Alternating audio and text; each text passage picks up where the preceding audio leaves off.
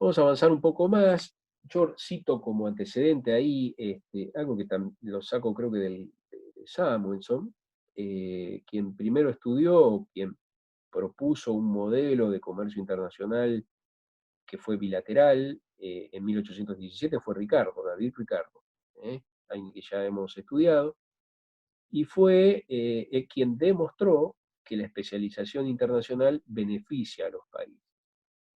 Él lo demostró en un modelo en el que trabajó con dos regiones, Estados Unidos, que es un país, o sea, el país que conocemos hoy, y la región europea, y consideró dos productos, alimentos y ropa, dos productos de primera necesidad en ese momento, 1817, y los estudios de Ricardo lo condujeron a concluir que Estados Unidos tiene una ventaja comparativa en los alimentos, es decir, puede producir alimentos a costos inferiores a los de Europa, y que Europa tiene una ventaja comparativa con respecto a la ropa, es decir, produce ropa a costos inferiores a los que los produce Estados Unidos. La conclusión es que con el libre comercio entre ambos países, si ambos países se dedican a producir lo que tienen mejores costos, la ventaja sería mutua.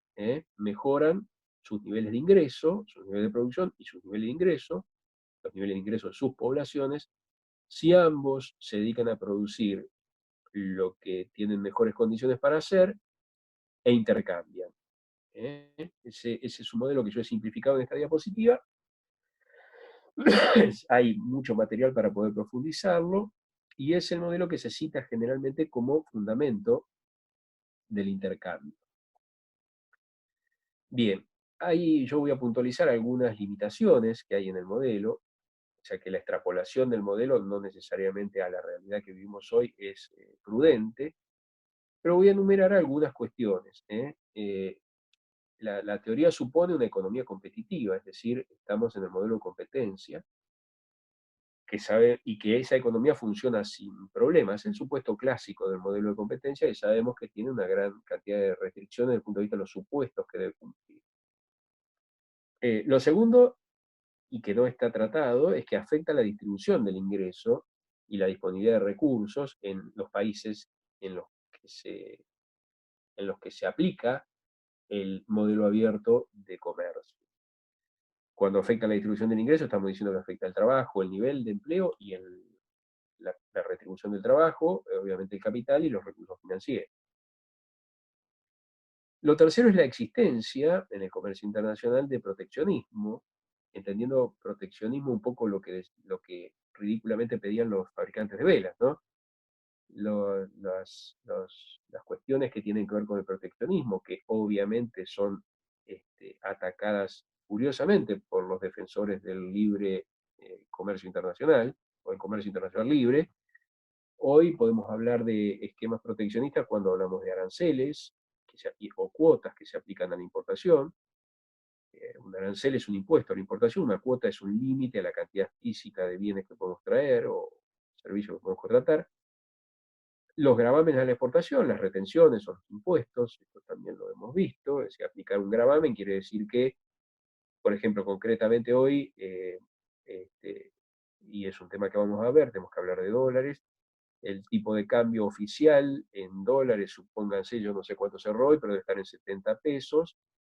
La soja tiene una retención de 30%, o sea que si usted vende soja, exporta soja, de acuerdo a lo que dijimos hace un ratito, a usted le van a pagar $21 menos por cada, por cada, por cada $100, digamos, le van a pagar $49. El 30% de 70 es 21, así que le van a pagar $49 sobre 70 que le tendrían que pagar. ¿Por qué? Porque hay un impuesto que se llama retención a la exportación que le aplica al gobierno. Esos $21, o sea, se pagan $70 en el exterior por, por unidad de soja, le van a llegar 49 a usted y 21 van a quedar en el gobierno, y eso opera como una retención o como un impuesto a la exportación. Eso es una medida que es considerada proteccionista.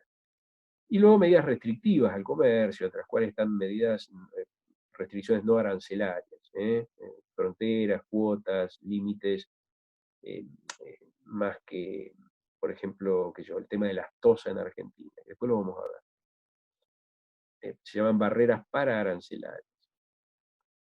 Y una cuarta cuestión que yo anoto aquí, que no van a encontrar en los libros, pero que siempre me llamó la atención y que me parece que opera como una limitación o como una cuestión no demasiado estudiada en el comercio internacional, es que el comercio siempre trata, eh, desde el punto de vista de su comercialización o su restricción, proteccionismo, sobre bienes de consumo o de capital, incluso sobre bienes financieros, como pueden ser dineros, dólares que se prestan o se devuelven, intereses, remisión de utilidades al exterior, pero nunca hay un tratamiento dentro de lo que es el intercambio o el sector externo para el trabajo. Es decir, el trabajo siempre es fijo, siempre, nunca ingresa al intercambio.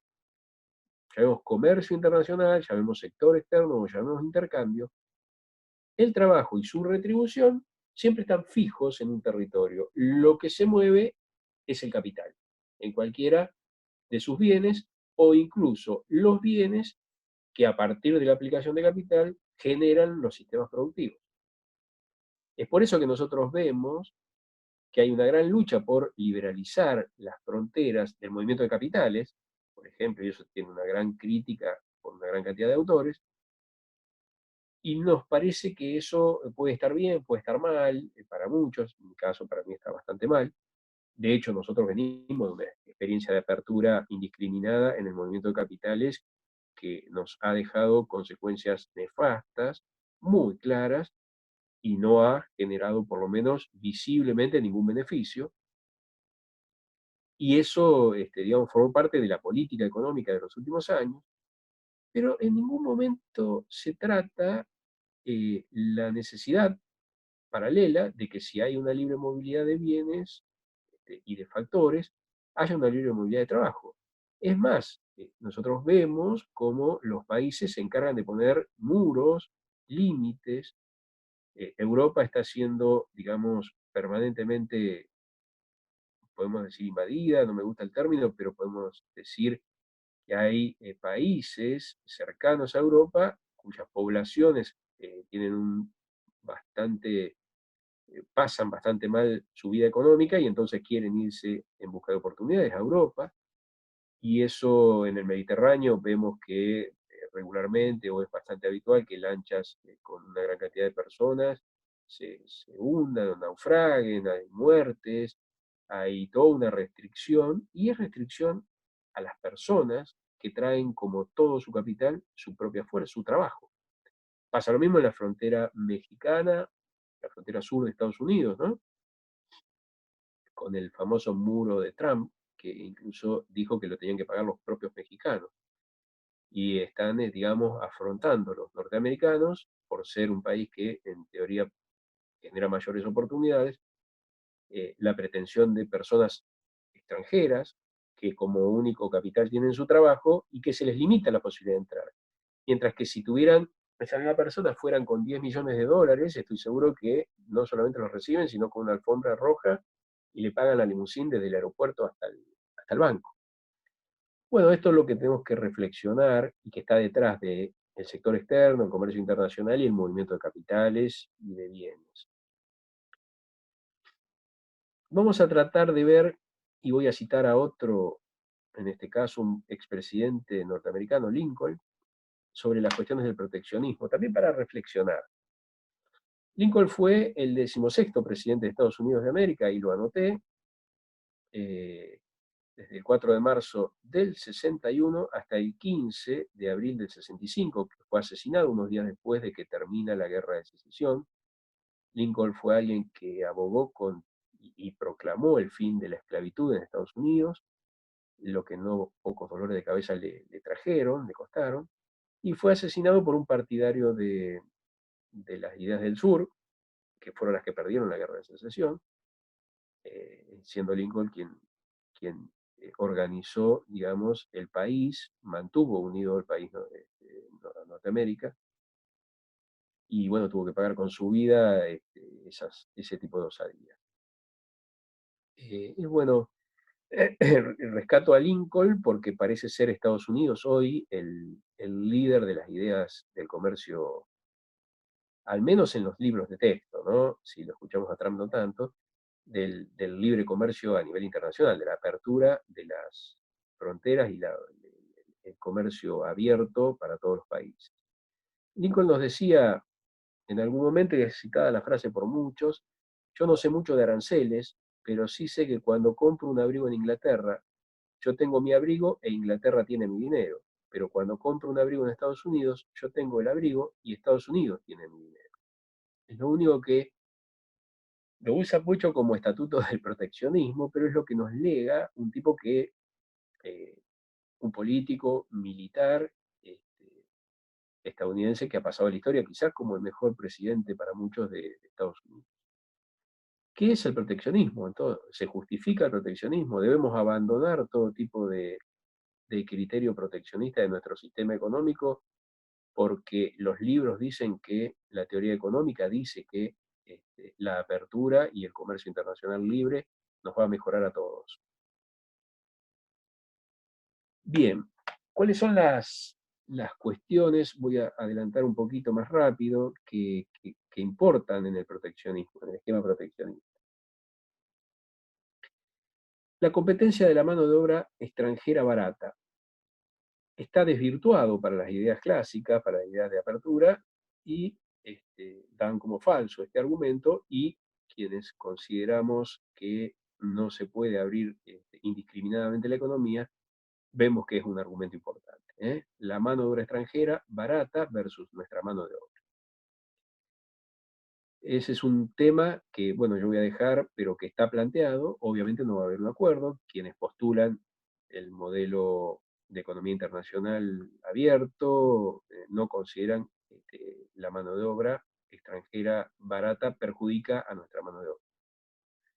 Los aranceles, antidumping y derechos compensatorios deben aplicarse. ¿Qué es un dumping? Un dumping es cuando un residente o un país con una política económica externa invade otro país con un producto, con un bien, con un servicio. ¿eh? Las maniobras de dumping son aquellas encaminadas a poner precios por debajo de los costos para poder destruir al otro competidor y entonces quedársele con el mercado. ¿Mm? Por ejemplo, supónganse, no, son más difíciles hoy de visualizar porque hay mucha dificultad para identificar precios, pero esto se da cuando, por ejemplo, un gran productor de bienes a nivel internacional baja artificialmente el precio para ingresar a un mercado. este, por ejemplo, en Argentina, yo lo recuerdo, se me viene a la mente ahora, cuando ingresaron los grandes hipermercados que terminaron destruyendo a los supermercados locales, que eran de, de personas, de argentinos que se dedicaban al comercio y que no pudieron competir.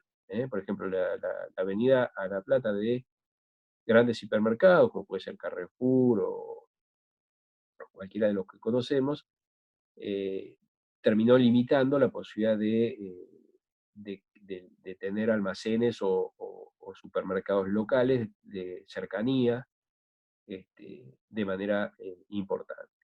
Entonces, que los países establezcan aranceles para mercaderías que claramente ingresan por debajo de sus costos, para algunos es absolutamente innecesario, para otros es necesario.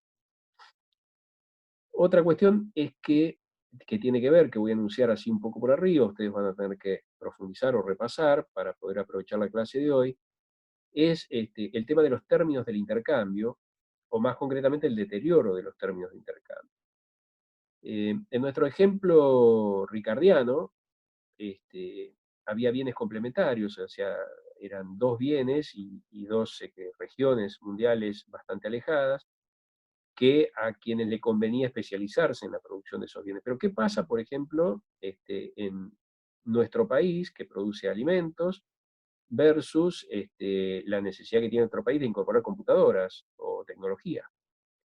Bueno, nosotros podemos comparar los precios a los que exportamos nuestros alimentos versus los precios a los que compramos o importamos la tecnología, Y lo que la historia nos dice, la evolución, si uno agarra una serie de 30, 40 años, es que el ritmo al que crece el precio de la tecnología que nosotros necesitamos o de los bienes industriales que nosotros necesitamos y no podemos producir porque somos menos eficientes que otros países, es superior al ritmo del aumento de los precios de los bienes que nosotros vendemos. Es decir, nosotros tenemos que entregar cada vez más unidades de lo que producimos para conseguir las mismas unidades de los bienes que compramos.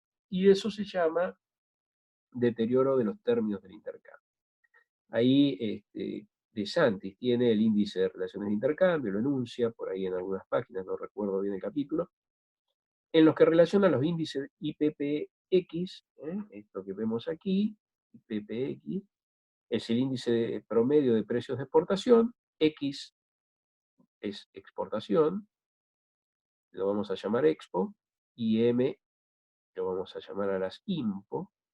Entonces, este índice de relaciones de intercambio nos relaciona justamente los precios de exportación con los precios de importación, y en la medida en que aumente o disminuya, será mayor o menor nuestro esfuerzo por comercializar bienes a nivel internacional. Insisto, lo que observamos es que los países menos desarrollados desde el punto de vista industrial o de servicios, claramente se perjudican a medida que pasa el tiempo porque deben entregar cada vez más bienes porque los precios de los bienes que producen aumentan menos que los precios de los bienes que compran. Entonces, no es neutral el intercambio en ese caso.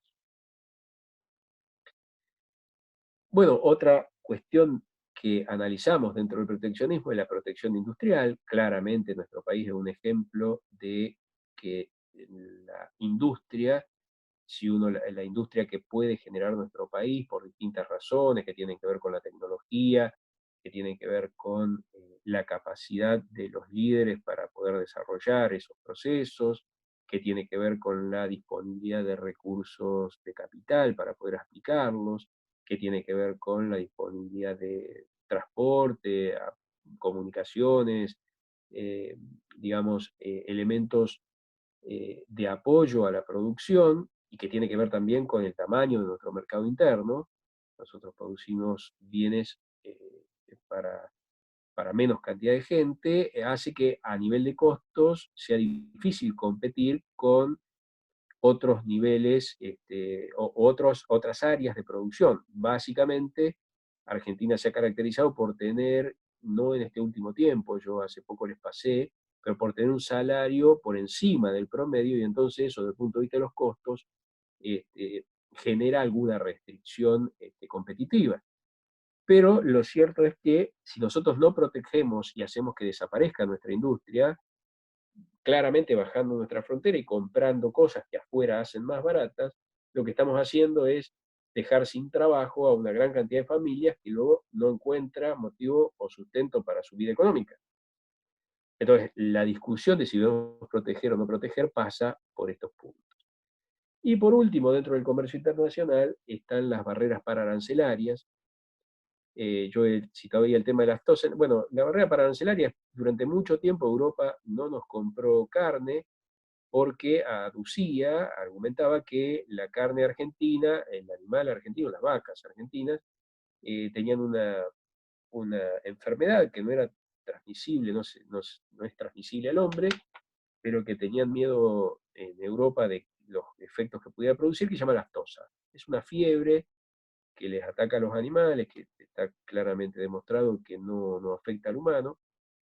De hecho, nosotros hemos comido seguramente mucho tiempo animales con lactosa. De hecho, hoy creo que esa restricción está levantada, pero en cierta manera hubo un gran esfuerzo nuestro para eliminar lactosa, erradicar lactosa de nuestras tierras, y todo indicaba que era una barrera para una restricción que los países centrales nos ponían a nosotros para no comprarnos carne, con un argumento que era pueril, que no era suficiente. De hecho, con el tema de la carne, para lo que les interesa el comercio internacional, hay un tal Lisandro de la Torre, un diputado socialista, que hace ya muchos años digamos, dio una gran pelea con los frigoríficos de capitales ingleses, que generaban un comercio bastante desequilibrado con el tema de la carne.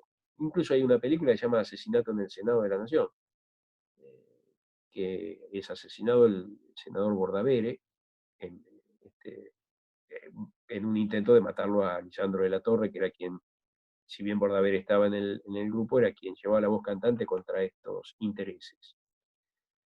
Y otra cuestión, también desde los países centrales, que tenemos que entender como una barrera, son los subsidios agrícolas, por ejemplo en Francia. Ya los hemos tocado aquí, pero Francia eh, prefiere, digamos, pagar a sus productores para que produzcan alimentos y bienes con costos no competitivos, como por ejemplo los que produce Argentina, pero lo hace fundamentado en que es necesario que esos productores se queden en la campiña francesa y no se vayan a hacer un conurbano en París, por ejemplo. Bien, las restricciones del comercio internacional me llevan a concluir que estamos en presencia de un modelo de intercambio internacional con, como dijimos al principio, trabajo fijo y capital móvil.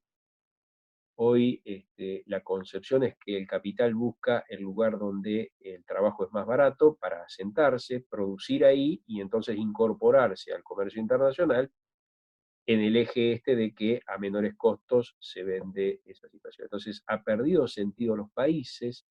Hace unos 40 o 50 años atrás, esto es relativamente nuevo, hace 40 o 50 años atrás, Estados Unidos producía un tipo de auto que era grande, porque tenía mucho petróleo, no tenía problemas de combustible, era gran consumidor de combustible, eran los Falcon o los Chevrolet, los Lincoln, bueno, autos grandes.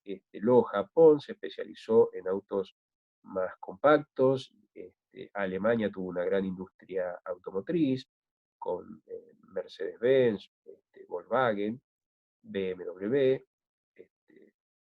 Rusia y el norte de Europa también desarrollaron su industria automotriz. España lo hizo, Italia con la Fiat, la Ferrari, la Maserati. España también desarrolló con la SEAT, que era una subsidiaria de la Fiat, digamos, su industria automotriz. Pero hoy ya no se sabe dónde se produce un auto. Hoy un Honda, que es originario de Japón, es armado en México y terminado de ensamblar en Brasil, o viceversa. ¿eh? Hoy el capital se ha movilizado y ha dejado fijo el trabajo, entonces busca las mejores condiciones para poder producir y desde allí integrarse al modelo de comercio internacional.